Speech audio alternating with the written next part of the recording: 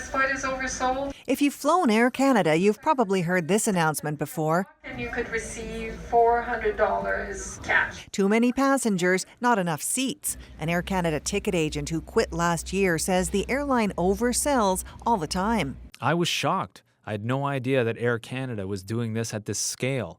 CBC has agreed not to identify him because it could jeopardize his current employment. Someone else reads his words. We're trained to tell them that their seat will be assigned at the gate and they have nothing to worry about.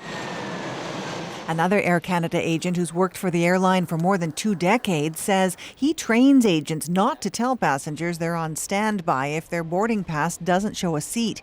We've had someone read his words, too. If you explain that to them, they'll get upset. So just send them to the gate. They won't realize it until they're through security, and then it's too late. Air Canada wouldn't give Go Public an interview. In a statement, it said overselling is common practice in the industry and benefits customers by keeping fares lower. It also said out of 500,000 tickets oversold last year, only a fraction of passengers were denied boarding because several million customers per year no-show.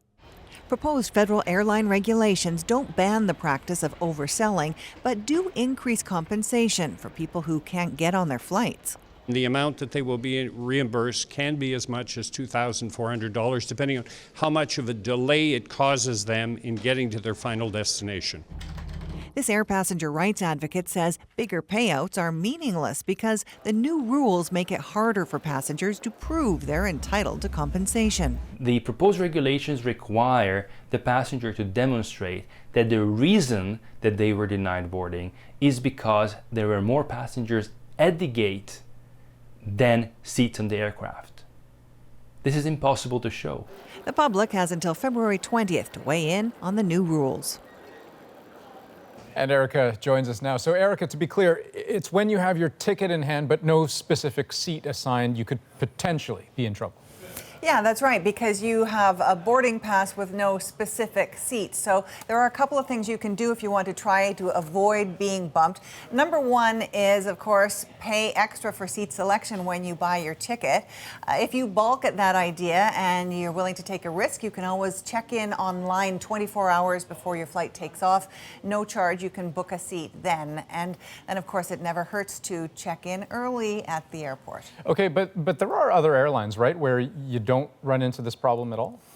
Yeah, in terms of overselling, we checked with WestJet and they say they have a policy of never intentionally overselling a flight.